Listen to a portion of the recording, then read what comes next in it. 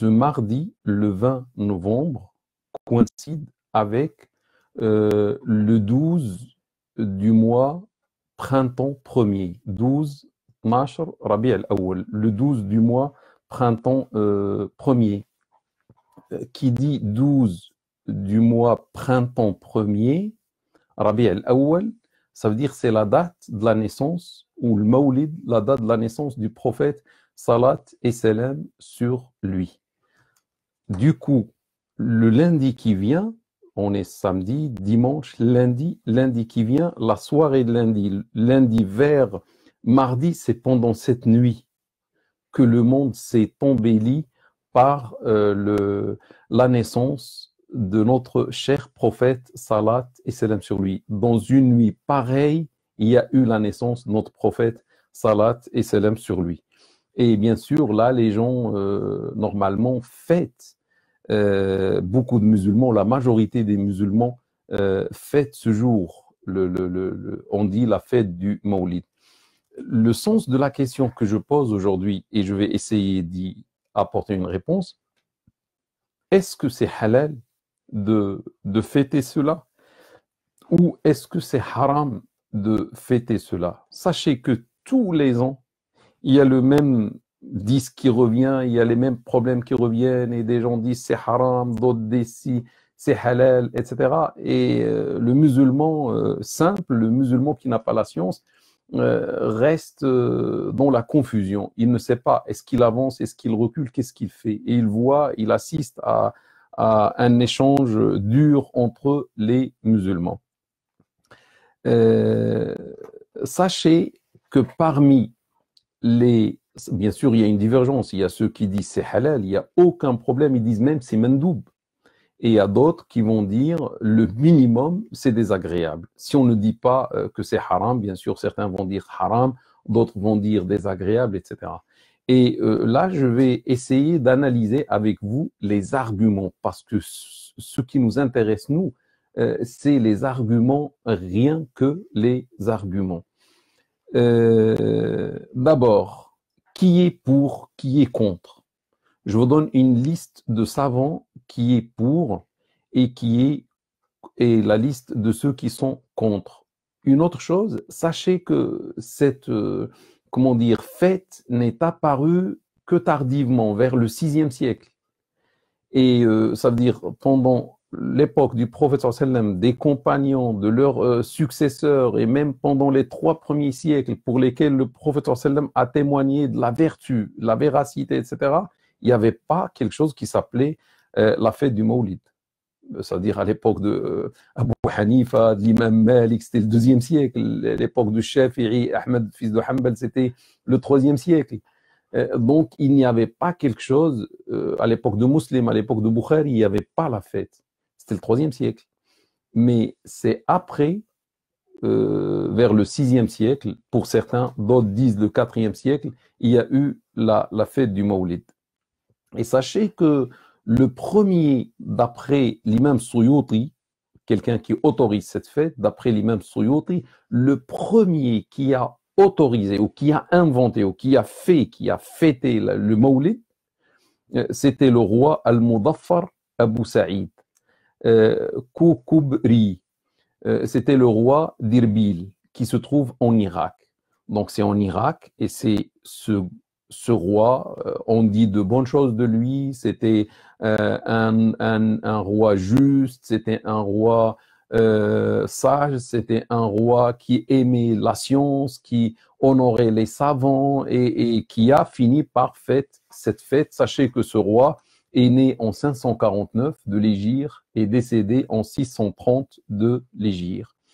Lorsque il a fait cette fête, il dépensait énormément d'argent pour la réussite de cette fête. Et il faisait la fête pendant tout le mois de Rabi'. Ce mois de printemps premier, pour lui, c'est le mois de la naissance du prophète. C'est un mois noble, c'est un mois sacré, etc. Donc, dès la première nuit, demain, c'est le mois qui va commencer. Il commence la fête dans toutes les villes. Et les rues sont décorées. Et après, il y a la fête pendant tous les jours du mois, mais surtout, la nuit du 12. Par exemple, lundi, cette fois-ci vers mardi. Et après le jour du 12, c'était le manger pour tout le monde. Je ne sais pas combien il a-bas d'animaux, de poulets, tout le monde mange. Il donnait des cadeaux à tout le monde. Il y avait les récitateurs du Coran, il y avait les chants religieux, il y avait un repas, il y avait les savants qui faisaient des prêches, etc. Et c'était la grande joie. Bon, lorsque lui, il a fait ça, les savants n'ont rien dit. Les savants comment dire, ont suivi et ont dit que c'est une bonne chose et ça ne s'oppose pas à notre religion. Et ça a continué comme ça jusqu'à nos jours. Et presque le monde entier a adhéré à cette fête, après le Maghreb, des pays, les Ottomans, partout, la fête, même vers les pays de l'Est où il y a les plus grands nombres de musulmans, l'Indonésie ou autres, ont commencé à faire cette fête, etc. Mais à une certaine époque, il y a quand même des savants qui se sont opposés, qui ont dit non, il ne faut pas faire cette fête. Les savants qui autorisent, il y a le grand imam qui s'appelle Suyuti. L'imam Suyuti, c'est un grand muhaddith, c'était un grand savant du 9e siècle. Il y a Ibn Hajar, l'imam Ibn Hajar, l'Asqalani, c'est un grand savant de hadith, etc. Il a autorisé. Ça, c'est parmi les anciens. Parmi les récents, par exemple du siècle dernier, on trouve le grand imam tunisien malikite Mohamed Tahar ben Ashur, Mohamed Tahar, fils de Ashur. Il y a l'imam Twalli Sha'rawi qui autorise. Il y a Sheikh Al-Qardawi. Il y a Sheikh Mohamed Saïd Ramadan Al-Bouti qui autorise. Il y a l'imam Wahba Al-Zuhayli qui autorise. Il y a Mohamed Ratib An-Nabulsi et bien sûr et d'autres. Et le nombre est très très grand de ceux qui autorisent de fêter cet événement du Mawlid. Bien sûr, à côté, on trouve d'autres savants qui interdisent. Par exemple, l'imam Shatibi. L'imam Shatibi, malheureusement, a interdit cette fête et il a dit c'est une bid'a. Il y a l'imam Ibn Taymiyyah. Donc, l'imam Ibn Taymiyyah, pour lui, c'était une fête interdite, il ne faut pas la fêter. Et après, l'imam Ibn Taymiyyah, avec les savants contemporains, l'ont suivi comme Sheikh Ibn Baz, comme l'imam Al-Albani, comme l'imam Mohammed fils de Salih Al-Uthaymin. Et moi, je dis là que Dieu accorde sa miséricorde à la majorité, pas la majorité, à tous ces savants de l'islam. Malgré leurs divergences, que Dieu leur accorde sa plus grande miséricorde. Presque beaucoup parmi eux sont déjà morts. Tous les noms que j'ai cités, une majorité est déjà décédée. Que Dieu leur accorde sa miséricorde. Nous, on ne va pas distribuer des notes, mais on veut connaître la vérité, pourquoi ils ont divergé, sur quoi ils se sont basés pour dire oui ou bien non, pour dire c'est désagréable, makrouh, haram, ou pour dire c'est autorisé ou même mendoub. Je commence par ceux qui interdisent. Ceux qui ont interdit ou qui ont dit désagréable, etc., ils se sont basés sur un hadith, sur une suite de hadiths du messager de Dieu, salat et salam sur lui. Donc vous voyez, ils n'ont pas interdit d'eux-mêmes. Toujours, il y a des textes. Lorsqu'il y a la divergence, toujours, on a des textes. Le premier hadith, c'est « Man amila amalan laysa alayhi amruna fahuwa rad » Celui qui fait une œuvre qui n'est pas conforme à notre décision ou à nos ordres, ou amruna, ça peut signifier notre religion, qui n'est pas conforme ou qui ne fait pas partie de notre religion, elle sera rendue à celui-ci. Ça veut dire elle est refusée. Donc toute personne qui va agir, qui va faire un acte qui n'est pas conforme à leur religion, cet acte est refusé. Rapporté par l'imam Muslim, il y a même une autre version qui est unanimement authentique de ce hadith, Bukhari et Muslim. Dans une version, dans un autre hadith, le prophète sallam a dit « Kullu bid'atin dalalah » Toute bid'a est un égarement. rapporté par Abu Daoud, par Tirmidhi et par d'autres. Et les gens disent c'est un hadith sahih. Donc, toute bid'a est un égarement.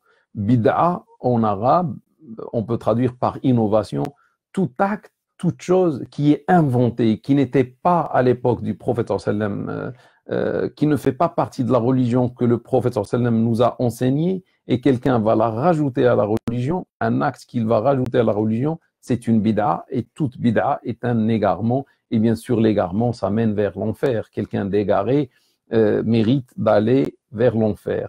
Ça, c'est côté hadith.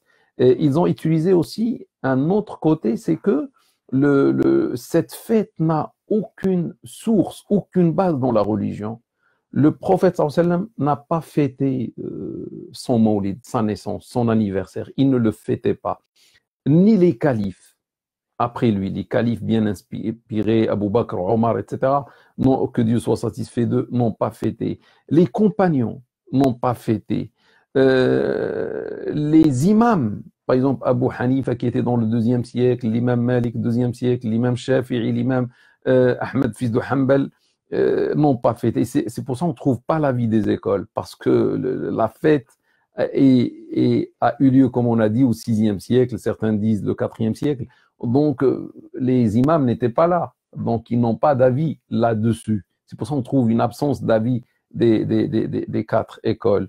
Et ils disent surtout les musulmans des 3 premiers siècles, pour lesquels le prophète sallam a attesté de la vertu, de la véracité, n'ont pas fait cette fête. Et après, lorsqu'ils font cette introduction, ils disent, dans le cas où fêter le Mawlid était une bonne chose, il serait le premier à le faire. Si fêter le Mawlid est un acte relève du bien dans la religion, sûrement le prophète sallam ou les compagnons, les imams ou les musulmans des 3 premiers siècles seraient les premiers à le faire. Ils ne vont pas le rater, mais ils ne l'ont pas fait. Un autre point, c'est que l'adoration est basée sur l'arrêt. L'adoration est arrêtée par le législateur qui est Allah, ou son messager, qui parle à son nom. Donc, on ne peut pas inventer nous-mêmes une adoration. On ne peut pas adorer Dieu comme on veut. Non, c'est Allah qui nous dit comment on l'adore. Donc, on ne peut pas inventer une adoration. C'est soit que l'adoration existe, soit elle n'existe pas. S'il existe dans les textes, si le prophète a fait cette adoration, on suit. Sinon, on s'arrête. L'autre chose, c'est que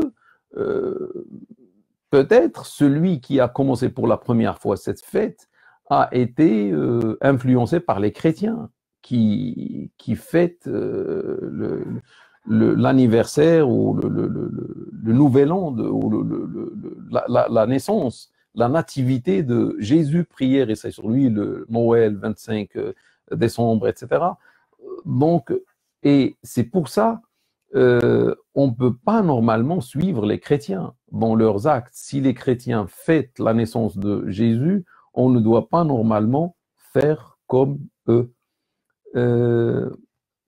Là, j'ai fait à peu près le tour des arguments de ceux qui interdisent. Peut-être maintenant vous avez une idée pourquoi ils ont interdit. Je passe maintenant aux arguments de ceux qui autorisent. Ceux qui autorisent ont dit que d'abord, on ne peut pas considérer qu'un acte qui n'est pas fait par le prophète sallam qu'il est haram. C'est pas parce que le prophète sallam n'a pas fait ou le prophète sallam a gardé le silence, n'a rien dit sur une chose qu'on va comprendre qu'elle est haram. Sinon, ils disent, on est sûr et certain que le prophète sallallahu alayhi wa sallam sur lui n'a pas fait tous les actes mandoub, n'a pas fait tous les actes permis, licites. Et si on dit que tout ce que le messager de Dieu, sallallahu alayhi wa sallam sur lui, n'a pas fait, le cercle de l'interdit devient infini. Parce que le prophète sallallahu n'a pas tout fait. Et du coup, on va arrêter, on ne va plus rien faire. Tout devient interdit. Et là, ça mène vers une religion de difficulté. Or, que Dieu a voulu pour nous une religion de facilité. Il y a plusieurs textes qui disent l'islam, c'est la facilité. Si on interdit tout, parce que le prophète n'a pas fait, on ne va plus rien faire entre nous. Hein. Ce n'est pas eux qui disent, mais c'est entre nous. Le prophète n'avait pas les tapis. Dans les mosquées, il n'y avait que le sol. Il priait directement sur le sol. Ça veut dire ce qu'on fait, c'est haram lorsqu'on a des tapis dans nos mosquées. Et les meilleurs tapis se trouvent, si vous voulez, dans le pays dont les savants interdisent. Si vous voulez, ceux qui interdisent, c'est les Hanbalites, hein, les héritiers du Hanbalisme. Ibn Taymiyyah, Ibn Baz, etc. Que Dieu leur accorde sa miséricorde. Et en Arabie Saoudite, lorsqu'on va aller à la mosquée du prophète aujourd'hui, il y a des tapis. Dans la Mecque, la mosquée, il y a des tapis. Bon, ça, le prophète n'a pas fait. Donc, s'il n'a pas fait, on ne doit pas faire. C'est de l'invention. Et là, comme ça, par exemple, si on regarde la mosquée de la Mecque, il y a des étages. Mais ça, c'est le prophète n'avait pas ça, n'avait pas fait cela. Donc, qu'est-ce qu'on fait? C'est de l'invention, c'est de la bid'a, c'est de prier aux étages, où on ne doit pas prier dans les étages. Le prophète n'a pas fait. Là, on va rendre notre religion, mes frères et mes sœurs, dure et impraticable. Ils ont dit aussi que Dieu a dit dans un verset coranique ce que le messager de Dieu vous apporte, suivez-le, prenez-le, et ce qu'il vous interdit, interdisez-le à vous-même. Donc, ils ont soulevé un point, Dieu n'a pas dit, et ce que le messager n'a pas fait, interdisez-le à vous-même. Dieu a dit ce que le messager vous a interdit. Interdisez-le à vous-même. Mais si le prophète garde le silence, ou il n'a pas soulevé une question, il n'a pas parlé d'une question, en principe, elle reste halal. On ne va pas interdire parce que le prophète n'a pas dit. Ce texte n'existe pas d'interdire ce que le prophète n'a pas fait ou n'a pas dit. L'autre chose, pour interdire, il faut un texte catégorique. Il faut un texte univoque, pas équivoque, pas un texte qu'on peut interpréter ou un texte qui n'est pas clair. Il faut un texte qui est clair, limpide, catégorique. Sinon, on ne peut pas interdire de nous-mêmes. On ne peut pas dire, ah oui, non, non, non, non. Il faut, par exemple, si on veut interdire le Mawlid, il faut un texte du prophète sallam, ne fêtez pas mon anniversaire. Là, celui qui fête va faire le haram. Parce que le prophète a dit, ne fêtez pas mon Mawlid. Ce mot n'existe pas. Cette phrase n'existe ni dans le Coran, ni dans la Sunna. Donc, comment on va interdire? Ceux qui ont interdit, lorsqu'on a vu leur argument, il n'y a aucun argument direct. Ils ont utilisé de l'indirect, c'est-à-dire de l'interprétation. Ça, c'est votre interprétation. Mais nous, on a notre propre interprétation. Mais ne fêtez pas mon anniversaire du prophète sallam, ça, il n'y a aucun texte qui dit « Ah, si aucun texte ne dit ça, aucun texte n'interdit le Mawlid, interdire devient une bid'a. » Ils ont répondu, ils ont dit interdire quelque chose qui n'est pas interdit directement dans les textes est une bid'a. Parce qu'aussi se mettre à interdire le non interdit, c'est une bid'a aussi. Mais moi je dis même c'est haram. Parce qu'on signe à la place de Dieu. Qui sommes-nous pour dire ça c'est haram? Alors qu'on n'a pas un texte. Et ce qu'on a, ça peut être interprété. L'autre chose, c'est que la bid'a, c'est le fait d'ajouter quelque chose à la religion alors qu'il n'en fait pas partie. Ajouter quelque chose à la religion alors qu'elle n'en fait pas partie. C'est ça la bid'a, c'est ça l'invention.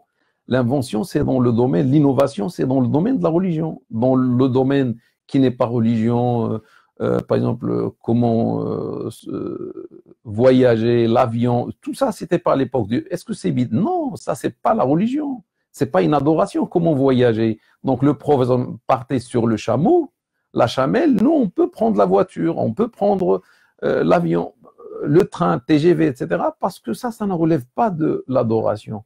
La bid'a, c'est seulement l'invention, l'innovation, c'est seulement dans le cadre de l'adoration. Dans les habitudes, il n'y a pas on ne peut pas parler de bid'a.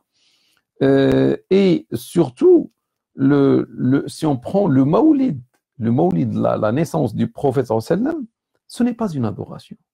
Ça ne rentre même pas dans l'adoration. Et nous, lorsqu'on fête, ou ceux qui veulent fêter le mawlid, ils ne le fêtent pas en tant que fête, selon le sens de la fête de l'Eid en islam. Quel est le sens de l'Eid en islam? La fête en islam, c'est le fait de se réveiller, de prendre un bain, de faire un ghusl comme celui du vendredi, mais pour l'intention de la fête, et parce que c'est une fête, par exemple, après le ramadan, la fête de la rupture, la fête du sacrifice, partir au musalla. Le musalla, c'est l'endroit où on fait la prière et c'est à l'extérieur de la ville où on va à la mosquée s'il n'y a pas ce musalla. Et faire la prière avec l'imam, 2 raka'a, à voix haute, et écouter le discours et partir à la... Ça, c'est la fête en islam. Est-ce que dans le Mawlid, on fait ça? Ça, c'est que l'islam a légalisé ou a rendu comme adoration du jour de la fête. Est-ce que dans le jour du Mawlid, personne ne fait ça? Donc, si on fait ça, on aura fait du Mawlid une fête comme les 2 fêtes en islam, mais personne n'a dit on fait ça. Et qu'est-ce qu'on fait? Ceux qui fêtent le Mawlid, ils expriment par là, d'après l'imam Ibn Hajar, et ça c'est une explication de l'imam Ibn Hajar, ils ont dit, ils remercient Dieu subhanahu wa ta'ala pour cette naissance. Ils remercient Dieu qui nous a donné ce sauveur, Muhammad sallallahu alayhi wa sallam sur lui. C'est tout. Est-ce qu'on n'a pas le droit de remercier Dieu? Donc c'est un acte pour remercier Dieu. Et remercier Dieu est halal. Même c'est mandoub, même parfois c'est obligatoire de remercier Dieu, de présenter l'hamd et la louange et la gratitude à Dieu subhanahu wa ta'ala. L'autre point d'argument, ils ont dit, le prophète sallam a dit, et ça c'est de ma part si vous voulez, alaykum bi sunnati wa sunnati al-khulafa'i ar-rashidin al-mahdiyyin min ba'di.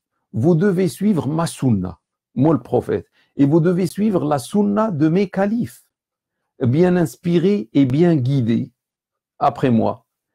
Ah, donc on n'est pas tenu de faire que la sunna du prophète, mais ce qu'a fait le prophète. Et ce qu'il n'a pas fait, on ne fait pas. Non, là, il a ouvert une grande porte, le prophète.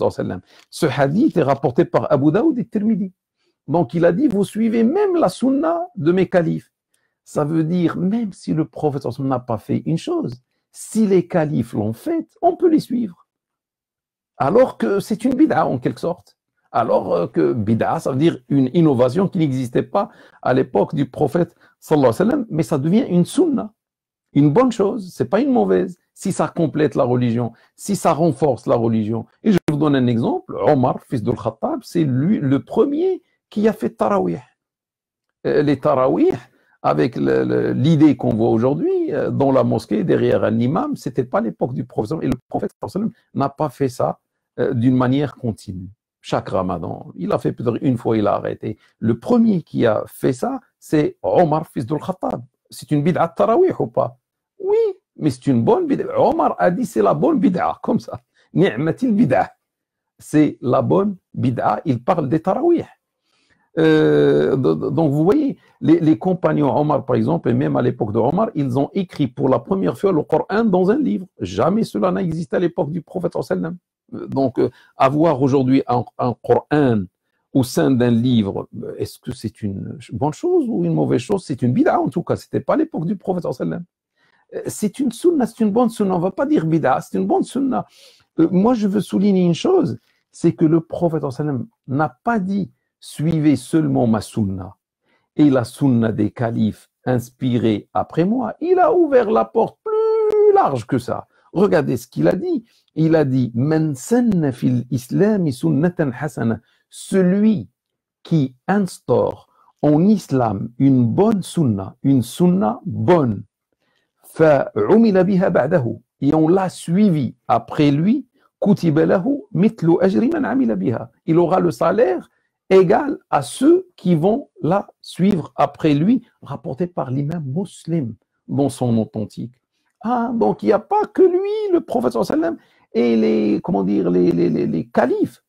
Tout le monde, toute personne qui va instaurer une sunna, qui va inventer une sunna bonne, tous ceux qui vont la suivre, il aura leur salaire. Et il a dit dans la suite du hadith, et celui qui va instaurer une sunna mauvaise, il aura son, comment dire, la mauvaise action, sa mauvaise action et la mauvaise action de tous ceux qui vont le suivre. Là, on peut parler de bid'a. Donc, quand la sunna est mauvaise, on peut dire c'est une bid'a, mais quand la sunna est bonne, on ne va pas l'appeler bid'a. C'est une bonne chose. L'autre chose, pour répondre à ceux qui interdisent, lorsqu'ils disent que le prophète n'a pas fêté son Mawlid. Je pense, vous avez compris qu'on a répondu à pas mal de leurs arguments. Toute bid'a est un égarement. Oui, toute bid'a, lorsqu'on dit par exemple le Dhuhr qui est 4 rak'a, on va faire 5 rak'a. Ça, c'est innovation et c'est interdit, c'est un égarement qui mène vers l'enfer. Lorsqu'on dit le mois de Ramadan, au lieu de faire 30 jours, on va faire comme décembre 31 pour gagner plus de salaire. Là, c'est une bid'a. Lorsqu'on change les piliers de l'islam, les adorations en islam, là, dans la fête du Mawlid, on n'a rien changé. On n'a pas rajouté une fête parce que la fête a ses adorations et ce n'est pas une fête. L'autre chose, ils disent le prophète n'a jamais fêté. On dit non, ça c'est pas vrai. Le prophète salat et salam sur lui jeûnait tous les lundis. On lui a dit mais pourquoi messager de Dieu tu jeûnes le lundi? Il a dit c'est un jour où je suis né. Rapporté par l'imam Muslim dans son authentique. Donc le prophète jeûnait le lundi. On lui dit pourquoi tu jeûnes? Il dit c'est un jour où je suis né. Ah, donc c'est une façon de commémorer sa naissance. C'est une façon de fêter sa naissance. Il jeûnait pas une fois par an, c'était toutes les semaines, pas une fois par mois. Toutes les semaines, nous, aujourd'hui, si on fête une seule fois par an, on va nous traiter d'égarés, de mubtadi'in, alors que le prophète faisait ça. Et vous dites jamais il n'a commémoré. Ça, c'est une célébration de la part du prophète, salat et salam sur lui. L'autre chose, qu'est-ce que celui qui a fait cette bonne sunna, le Malik, le roi, le Mudaffar, Abu Saïd, Koukoubri d'Irbil en Irak, et les gens qui l'ont suivi au Maghreb, en Égypte, partout dans le monde entier, qu'est-ce qu'ils font? La récitation du Coran. Ils font le repas. Ils nourrissaient en grand nombre les gens, les affamés, ceux qui ne mangent pas bien. Ce jour, ils savent qu'ils vont bien manger. C'est la fête du prophète, salat et salam sur lui. Et la fête, pas au sens fête de Ramadan, fête du sacrifice. Fête, ça veut dire la joie. On va fêter ce moment et c'est tout. C'est pas l'Aïd, hein, c'est pas l'Aïd. L'aumône, les gens, les riches, les rois, les ministres donnaient beaucoup d'argent aux pauvres. C'est là où comment dire, les pauvres deviennent heureux parce qu'ils reçoivent, et les savants, il y a les offres de la part du roi, etc. Il y avait les chants religieux pour le prophète sallallahu alayhi wa sallam.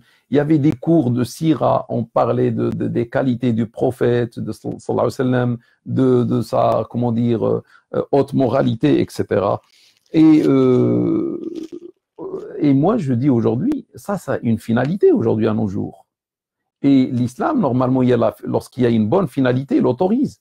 La finalité, mes frères et mes sœurs, entre nous, à une époque où les gens se sont éloignés de l'islam, les gens se sont éloignés de la sunna, les gens ont oublié le prophète, ils ne pensent même pas à lui. Est-ce qu'on ne va pas faire un jour? C'est pas pour les croyants pratiquants, c'est pour aider ceux qui ne pratiquent pas, c'est pour aider ceux qui sont dans l'égarement, etc. Au moins, c'est quoi? Pourquoi il y a cette fête? Pourquoi il y a... Ah oui, c'est la journée où le prophète est né. Viens manger avec nous, viens écouter. Puis il va venir, il va écouter, il va y avoir le déclic, Inch'Allah. C'est une façon d'appeler à Dieu. À une époque où les gens ont oublié Dieu et ont oublié son message, et je parle des musulmans. À l'époque, c'est vrai, ça servait à rien de fêter ça. Les gens parlaient du prophète tout le temps. Ils rapportaient les hadiths, ils rapportaient la sira, ils mémorisaient le Coran. La religion était leur pain quotidien 5 fois par jour, je ne sais pas. Mais aujourd'hui, les gens ont quitté, se sont éloignés. Une bonne partie s'est éloignée. C'est bien d'avoir une fête parce qu'il y a une finalité qui est bonne. C'est de les faire revenir vers la sunna, etc. Autre chose, et ça c'est Cheikh Al-Bouti, Mohamed Saïd Ramadan Al-Bouti qui a dit ça. Il a dit à son sens, lui, la fête aujourd'hui, faire des conférences, etc. Il a dit, on vit dans une époque où il y a des choses qui n'existaient pas à l'époque du prophète. Mais c'est normal, on vit notre époque. À notre époque, maintenant, il y a des colloques, il y a des conférences, il y a des congrès, des gens qui organisent, on va dire le congrès c'est haram. Il y a des gens qui organisent un congrès, d'autres qui organisent des colloques, d'autres organisent des conférences, etc. Et s'ils veulent, à l'occasion du prophète, salat et salam sur lui, organiser un colloque sur lui, on va leur dire c'est haram. À l'occasion, parce qu'on passe par l'anniversaire et on va faire un colloque pour traiter des parties de la sira du prophète, salat et salam. Où est le problème? Il y aura du manger, il y aura des chants, il y aura une journée où on parle que du prophète sallam. Où est le problème? Et ils disent, ça, c'est pas une fête comme ce que j'ai dit, à l'instar des deux fêtes. Non, c'est seulement on célèbre, on commémore un événement qui a eu lieu dans l'histoire pour qu'on n'oublie pas. Par exemple, l'hégire. Est-ce que lorsqu'il y a l'hégire, est-ce qu'on commémore ou pas? Les mosquées commémorent, ils font des conférences, etc. sur l'hégire, pour parler de l'hégire, pour parler des leçons de l'hégire. C'est halal. Qui va dire que c'est haram de faire des conférences dans les mosquées sur l'hégire? Et on va dire demain, c'est la date anniversaire de l'hégire. C'est le début de l'année. On va interdire. Le prophète ne faisait pas ça. On va interdire. L'Isra. Aujourd'hui, les musulmans fêtent la nuit de l'Ascension. On dit le 27 Rajab, c'est la nuit de l'Ascension. Le prophète n'a jamais fêté ça, sallallahu alayhi wa sallam. Est-ce qu'on ne va pas fêter ça? Est-ce qu'on ne fait pas une conférence et dire et parler du bien de l'Ascension et comme quoi Dieu a anobli Mohammed qui est la meilleure créature, sallallahu alayhi wa sallam. Donc, si on analyse la fête du Mawlid, il y a le fait de se réunir pour manger. Est-ce que ça c'est interdit? On peut se réunir toute l'année. C'est halal, même c'est bien de nourrir les autres en islam. Pourquoi le jour du Mawlid, on va dire c'est interdit, alors que c'est halal toute l'année? Il y a l'aumône. Pendant ce jour, on donne l'aumône. Tous les jours, on donne l'aumône. C'est pas haram. Pourquoi ce jour, l'aumône va devenir haram? On lit le Coran. La récitation du Coran est halal toute l'année. Pourquoi le jour qui correspond à la naissance du prophète, ça va devenir haram? On n'a pas fait des actes d'interdit.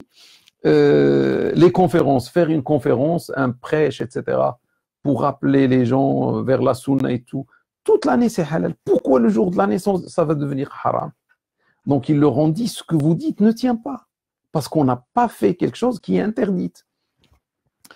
La dernière chose, mes frères et mes sœurs, ça c'est de ma part, c'est que les fêtes, si on regarde les fêtes ont une finalité. Les fêtes ont des illah, ont des sagesses, ont des causes, si vous voulez. Dieu, en islam, Dieu nous a demandé pourquoi on fête le sacrifice. C'est pour remercier Dieu, subhanahu wa ta'ala, du fait qu'il a sauvé Ismaël. Prière et salut sur lui. L'histoire est connue. Donc on fête tous les ans parce qu'on veut remercier Dieu qui a sauvé Ismaël. Par exemple, il y a l'événement d'Ashura. Ashura. Les musulmans le fêtent. Et ça, pourquoi? Pour remercier Dieu qui a sauvé Moïse et les fils d'Israël. Ce jour-ci de Pharaon. On remercie Dieu. On jeûne même ce jour pour remercier Dieu. Vrai ou faux? C'est ça ce qu'on fait le jour de Ashura. Ibn Hajar a dit, grâce à ça, il autorise le Mawlid, parce qu'il a dit, Dieu nous a demandé de le remercier pour qui? Pour Ashura, parce qu'il a sauvé Moïse et les siens. Mais moi, je dis, par analogie, si on veut inventer, dans le bon sens, la sunna bonne, des événements à célébrer, à commémorer, à leur faire de la publicité, à parler aux gens de ces événements, le meilleur événement, à mon avis, c'est la naissance du prophète, sallallahu alayhi wa sallam. Pourquoi? Parce que Dieu a sauvé l'humanité, a sauvé la communauté de l'islam avec, avec l'envoi de Muhammad et avec la naissance de Muhammad sallallahu alayhi wa sallam. Si, en fait, Dieu qui a sauvé une seule personne, Ismaël, c'est bien, salat et salam sur lui. Si, en fait, Dieu a sauvé Moïse, je ne sais pas, quelques milliers de fils d'Israël qui étaient avec lui, c'est une bonne chose, en fait. Mais là, Dieu a sauvé des milliards de la communauté de Muhammad sallallahu alayhi wa sallam. On sauve, on remercie pas Dieu pour cela. On ne commémore pas ce jour pour remercier Dieu subhanahu wa ta'ala et pour montrer notre attachement à notre prophète salat et salam sur lui. Je réponds à une autre chose, ils ont dit c'est une ressemblance avec les chrétiens. Ça, c'est une réponse de ma part. D'accord. Vous dites que fêter le Maulid, ça ressemble aux chrétiens qui fêtent la nativité de Jésus. Et ça, c'est haram. Moi, je dis, c'est pas haram. Qui vous a dit que faire comme les autres, c'est haram? C'est pas automatique. Il y a deux haram que ce que les textes ont dit, c'est haram. Le prophète qui dit, en ce point, différenciez-vous par exemple, des juifs et des chrétiens autres, ou des associateurs. S'il n'y a pas ce texte comme ça, ou un texte coranique, c'est pas haram. Je vous donne un exemple. Le prophète sallallahu alayhi wa sallam est parti à Médine, il a trouvé les juifs jeûner à Ashura. Il a jeûné, il a fait comme eux. Pourquoi il n'a pas? Il a dit non, non, non, ils font, je ne fais pas. Il a fait comme les juifs, il a jeûné, il a demandé aux musulmans de jeûner. À la fin de sa vie, on lui dit, mais les juifs jeûnent. Il a dit, si je reste à l'année prochaine, je jeûnerai le 9e et le 10e. Il n'a pas dit, j'arrête de jeûner parce qu'eux, ils jeûnent. Il va jeûner, mais autrement. Donc, faire comme les autres, c'est pas interdit. Et si on fait autrement, les autres, les chrétiens, fêtent la fête de la nativité, mais en croyant que Jésus, c'est le Fils de Dieu. Et cette naissance, c'était une naissance de Dieu qui a eu un fils, etc. Mais nous, on ne croit pas ça. On fête, d'abord, ce n'est pas une fête, sens laïd ou autre, on fête la fête en croyant que Mohammed est le serviteur et la créature et le messager de Dieu, subhanahu wa ta'ala. Personne de nous ne dit que Mohammed est le Fils de Dieu. Donc, il n'y a plus de problème. Je pense que j'ai dit ce qu'il fallait dire pour ce point qui est la fête à faire ou pas. Je pense que vous avez une idée. Moi, j'ai dit ça, j'ai dit les arguments des uns et les arguments des autres. Bien sûr, je pense aux arguments de la majorité en respectant les arguments de la minorité. Et que Dieu pardonne à tout le monde. Et que Dieu donne sa miséricorde à tout le monde. Mais j'ai essayé de clarifier, comme ça vous pouvez fêter, comme vous pouvez ne pas fêter, si vous êtes convaincu des arguments de ceux qui disent c'est une bid'a, etc.